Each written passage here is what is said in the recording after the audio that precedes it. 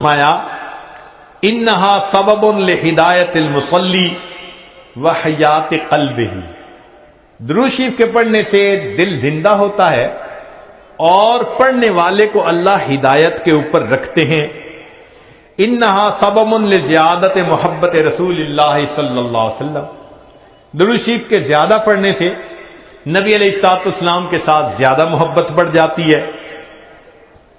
انہا سبب لزیادت محبت العبد لرسول اللہ صلی اللہ علیہ وسلم، جو درود شریف زیادہ پڑھتا ہے اس بندے کی محبت نبی علیہ السلام کے قلب مبارک میں بھی زیادہ ہو جاتی ہے۔ انہا سبب قرب العبد من ربہ یوم القیامہ، درود شریف کا زیادہ پڑھنا قیامت کے دن اللہ رب العزت کے قرب کا سبب بنتا ہے۔ انہا اداء لشیء من حقہ صلی اللہ علیہ وسلم،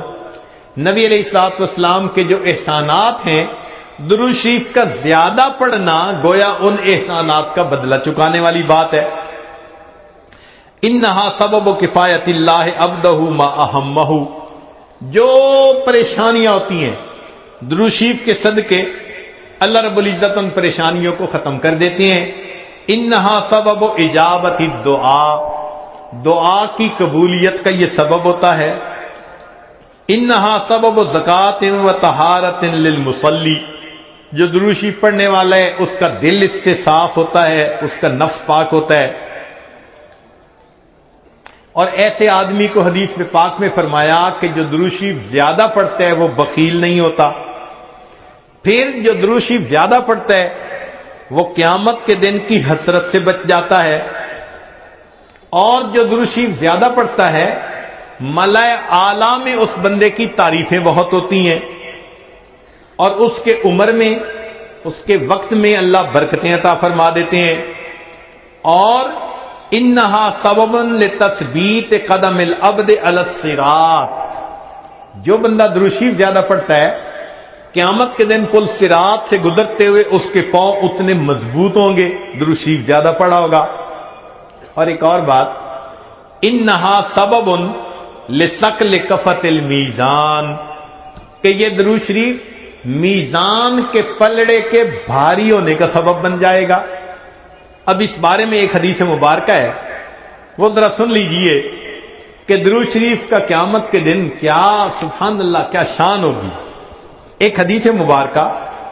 علامہ جلال الدین سیوطی رحمۃ اللہ علیہ نے التذکرہ میں اس کو ذکر کیا ہے، اور ابن ابی دنیا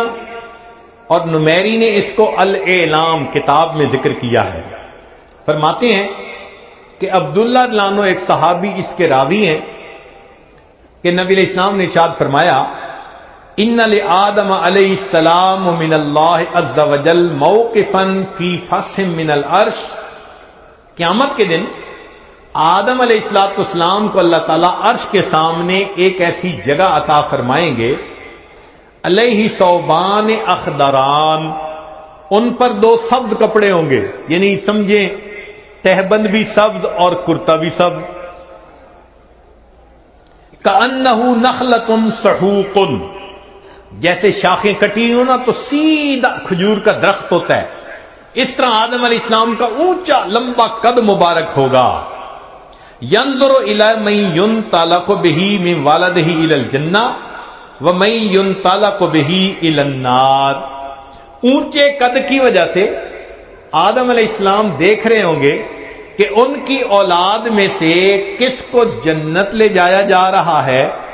اور کس کو جہنم لے جایا جا رہا ہے۔ فَبَيْنَ آدَمُ عَلَى ذَلِكَ، آدم علیہ السلام اس حال میں ہوں گے، اِذْ نَظَرَ إِلَى رَجُلٍ مِّنْ أُمَّةِ مُحَمَّدٍ صلی اللہ علیہ وسلم، کہ وہ نبی علیہ السلام کی امت میں سے ایک بندے کو دیکھیں گے، يُنطَلَقُ بِهِ إِلَى النَّارِ، کہ اس کو فرشتے گھسیٹ کر جہنم کی طرف لے کے جا رہے ہوں گے۔ فَيُنَادِي آدم علیہ السلام، تو آدم علیہ السلام پکاریں گے یا احمد یا احمد، نبی علیہ السلام کا نام پکاریں گے، آپ صلی اللہ علیہ وسلم کا نام محمد بھی اور آپ صلی اللہ علیہ وسلم کا نام احمد بھی، اسمہ احمد، تو آدم علیہ السلام نبی علیہ السلام کا نام پکاریں گے یا احمد یا احمد فیقول علیہ الصلوۃ والسلام، اس نام کو سن کر نبی علیہ الصلوۃ والسلام جواب میں کہیں گے لبیک یا ابا البشر، اے بشر کے والد لبیک، میں حاضر ہوں۔ فیقول، وہ بتلائیں گے ھذا رجل من امتی کا، یہ آپ کی امت کا ایک بندہ ہے، ينطلق به الى النار، اس کو جہنم کی طرف لے جایا جا رہا ہے۔ قال صلی اللہ علیہ وسلم، نبی علیہ السلام نے فرمایا